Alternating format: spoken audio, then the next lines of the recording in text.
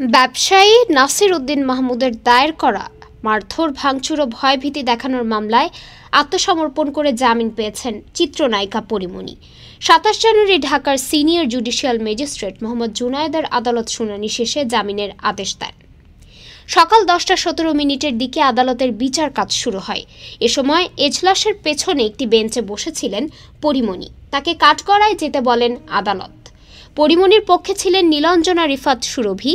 জামিন চেয়ে শুনানি করেন তিনি বলেন, গতকাল মামলাটির চার্জ শুনানির জন্য ছিল।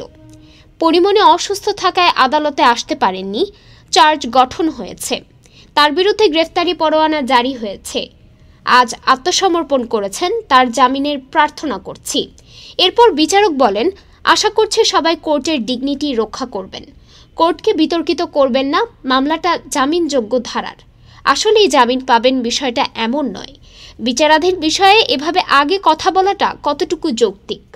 পরিবারের আইনজীবীকে উদ্দেশ্য করে বলেন, আপনি কোর্ট অফিসার, এ বিষয়গুলো ভবিষ্যতে খেয়াল রাখবেন। পরে আদালত ১,০০০ টাকা মুচলেকায় পরীমনির জামিনের আদেশ দেন। জামিন পেয়ে নিজের প্রতিক্রিয়ায় এই অভিনেত্রী বলেন, এটা মিথ্যা মামলা, আমি ন্যায় বিচার প্রত্যাশা করছি। ডেস্ক রিপোর্ট, আজ বার্তা, ঢাকা।